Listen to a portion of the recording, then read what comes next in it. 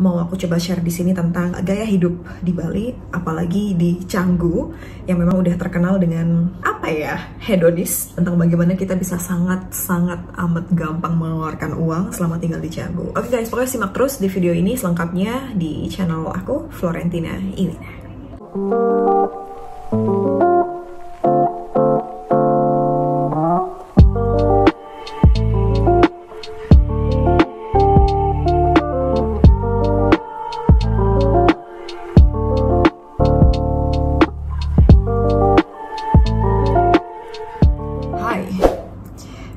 Selamat datang kembali di YouTube channel ini, di Florentina Iwina. Akhirnya ada konten baru lagi hari ini, itu pun karena diminta special request seseorang dari temen yang aku kenal di Bali, pastinya selama tinggal di Bali.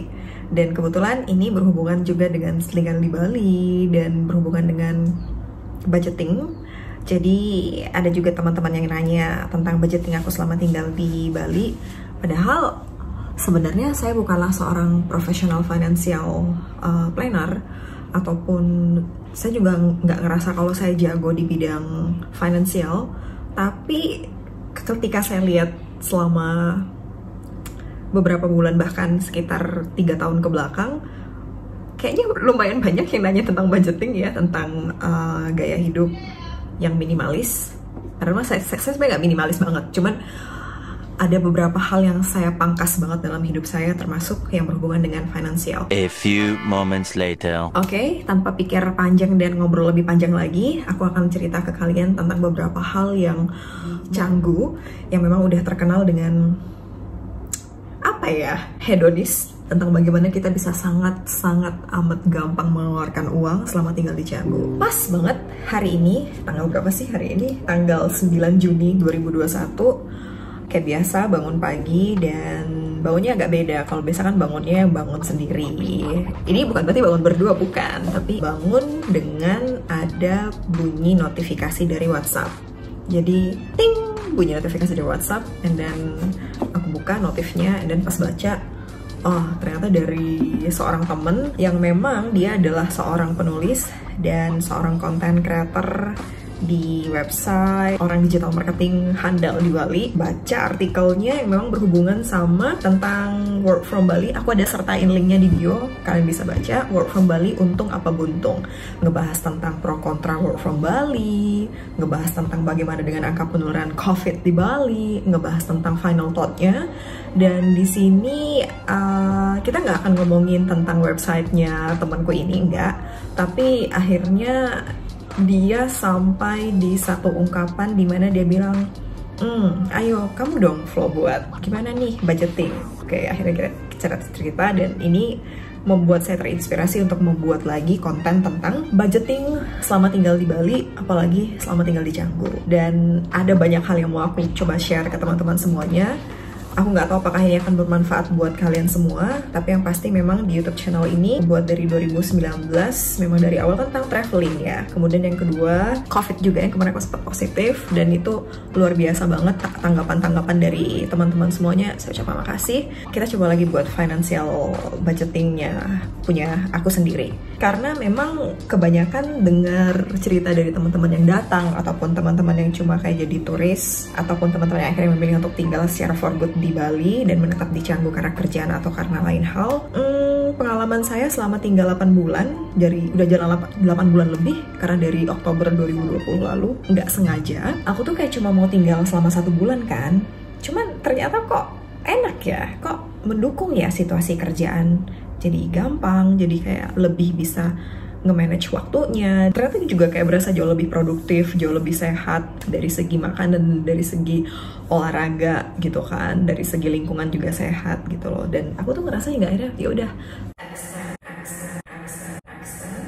Dan ini ngefek dengan yang namanya juga pola pikir atau mindsetnya. Nah, datang di Bali dengan mindset mumpung tinggal di Bali ini bisa jadi hal yang menjebak. Karena pertama, di awal kan mikir, atau plan awal kan tinggal di Bali itu kayak cuma 1 bulan kan, di Oktober, ya udah Oktober sampai November deh, ntar juga Desember balik lagi deh Kalimantan gitu kan.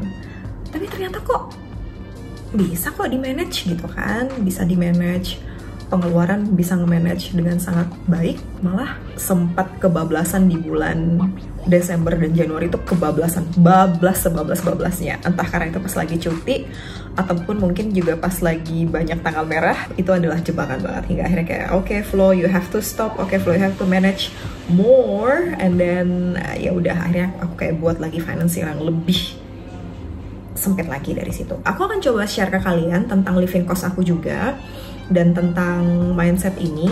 Tadi aku belum selesai juga cerita kayak tentang mindset. Itu adalah mindset awal yang karena mikir, oh ya udah mumpung di Bali, ayo jalan ke sini. Oh ya udah mumpung di Bali, ayo nongkrong di sini. Oh ya udah mumpung di Bali, ayo makan ke sini. Oh ya udah mumpung di Bali, yuk kita ketemuan. Ayo mumpung di Bali kita sewa ini yuk. Mumpung di Bali kita cobain ini. Lama-lama bablas. Salah. Akhirnya tanpa sengaja aku nggak mau lagi pakai mindset mumpung tinggal di Bali, tapi aku sekarang pakai mindset, oh ya udah aku mau tinggal permanen deh di Bali. Jadi secara nggak langsung mindset yang aku mau tinggal permanen di Bali ini ngebuat aku jadi sadar kalau aku mau beli apa-apa tuh jadi mikir lagi. Aku mau pergi kemana misalnya, mau pergi ke luar misalnya, jadi mikir lagi, oh nggak bisa nih Flo, udah nggak bisa. Karena pola hidup sebelum masa pandemik sama pola hidup saat ini lagi pandemik ini kayak beda, dan semua dari kita udah sempat ngerasakan efeknya. Semua sektor pekerjaan itu kayak kena dampak nggak sih gitu kan. Jadi ada beberapa gaya hidup yang harus kita rubah. Jadi aku nggak bisa lagi menggunakan gaya hidup waktu tahun 2019 ke 2021. Nah, kalau misalnya teman-teman ngerasa ini cocok buat teman-teman dan mau ngerasain kayak ya udah kita ganti mindset yuk. Kalian ada yang tinggal di Bali yang sama kayak aku juga dan tinggal di Canggu. Yuk kita sama-sama benahin finansial kita. Jadi dari sharingan aku nih dulu nih. Siapa tahu kalian juga mau sharing, please komen di bawah dan kita mulai. Pas datang di Bali bulan Oktober, aku tinggal di Jimbaran, Nusa Dua.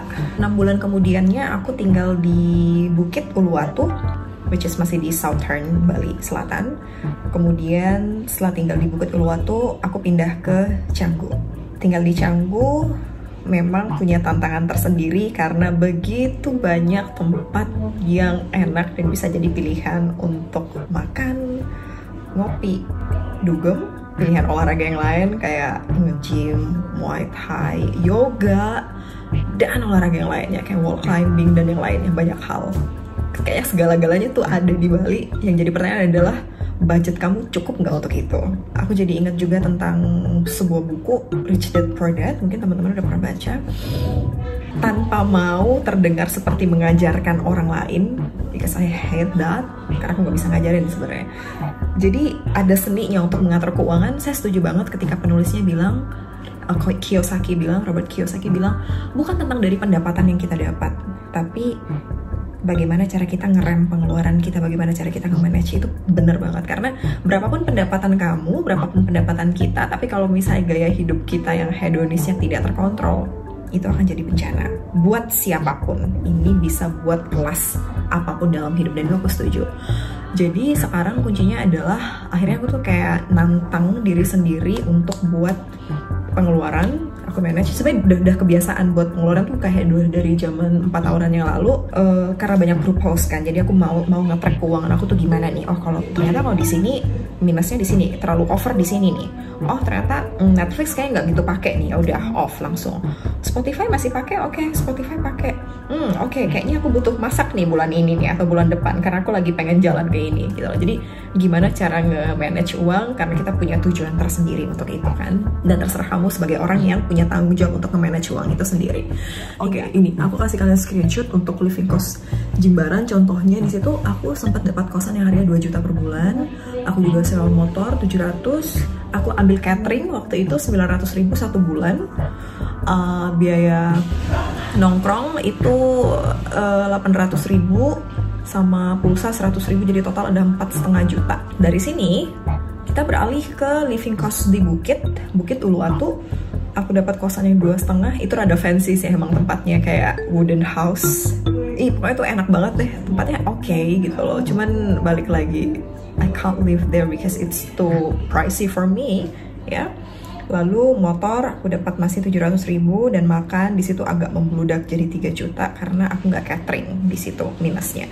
Weekend aku jadiin sangin set budget 1,2, pulsa 100.000 jadi total 7,5. Itu lumayan bengkak di Bukit. Kita beralih ke Canggu, which is as this time aku dapat kosan yang lebih murah karena langsung nge-cut budget, and then motor aku dapat yang lebih murah lagi 500, and then makan jadi 3 juta, and then di weekend aku tetap set 1,2 dan pulsa 100.000. Ini jadinya total 6,3. Nah sekarang aku pakai sistem average rata-rata. Living cost Jimbaran, Bukit, dan Canggu itu aku jumlahin dan aku bagi 3 jadinya 6,1. Jadi selama tinggal di 3 tempat ini, biaya hidup aku selama 1 bulan itu udah 6,1. Oke, aku pernah yang kayak bablas kan tadi ngeluarin pengeluaran di bulan Desember sampai Januari, sempat di beberapa hari di Februari juga sempat kayak I'm losing my mind gitu loh, kayak kenapa gue ngeluarin uang sebanyak itu gitu, kenapa aku ngeluarin uang sebanyak itu, hingga akhirnya itu lebih dari 7,5. Dan aku kayak flow, stop, you have to stop, nggak bisa hidup kayak begini, nggak bisa. Ya udah, karena tahu kapan harus berhenti dan aku berhenti, langsung nge-cut budget lagi.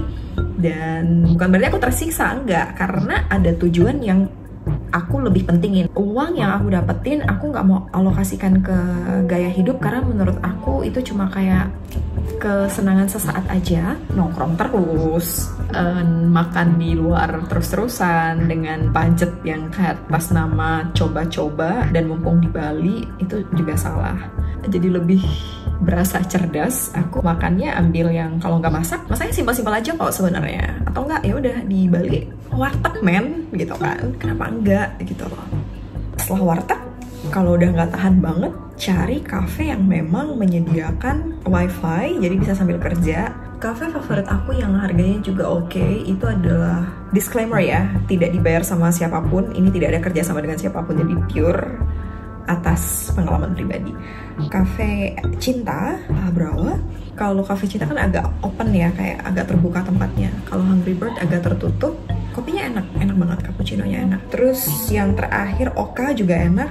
Oka tempatnya enak karena dia ngejual beberapa cake, kayak carrot cake itu hanya belasan ribu, dan kopinya juga ada yang belasan ribu, kopi lokalnya belasan ribu. Bayangkan ketika tempat-tempat lain menjual harga sampai 35 ribu, 35 ribu, 40 ribu, dan Oka Cafe ngejual dengan harga belasan, 20-an, dan cake-nya banyak pilihan lagi. Ada yang vegan, ada yang non-vegan gitu kan, jadi ada yang gluten free. Jadi buat kalian yang juga mungkin agak concern sama yang namanya vegan, gluten free, Bali itu tempat yang pas banget untuk kalian sebenarnya gitu kan. Kalau memang pengen hemat, itu sebenarnya menurut aku adalah, atau kalau memang pengen nge-cut budget gaya hidup, itu memang kalau nggak masak, ya makanlah yang simple aja. Jangan terlalu sering makan daging, karena di samping memang tidak sehat untuk badan gitu kan, tapi juga nggak sehat juga untuk dompet gitu loh. Dan aku tuh bersyukur banget aku dibesarkan dari keluarga yang makan cuma 2 menu cukup gitu loh, makan nasi,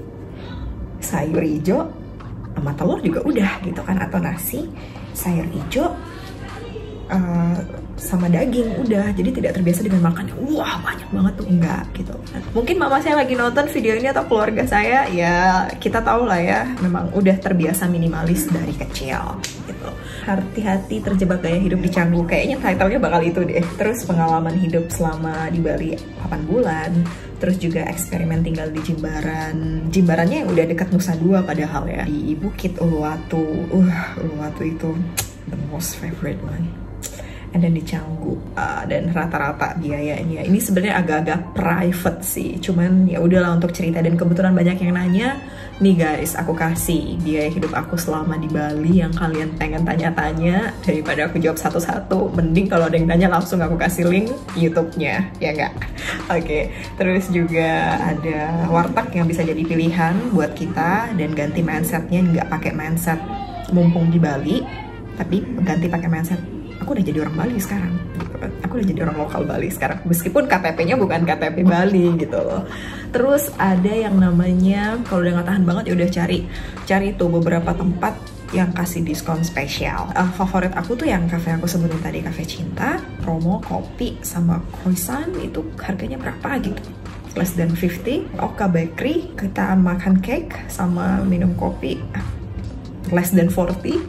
Terus juga ada Hungry Bird yang cappuccino-nya enak banget, cuman rada rame. Tapi wajar sih ya Hungry Bird itu rame karena memang enak kopinya gitu loh. Itu aja yang bisa aku share sama kalian semuanya. Thank you for watching my video and my YouTube channel. Terima kasih sekali lagi atas supportnya. Jangan lupa untuk klik subscribe, comment, dan like, dan share video ini kalau misalnya kalian anggap video ini berguna. Saya minta maaf kalau aku minta maaf masih nggak konsisten ya antara aku dan saya.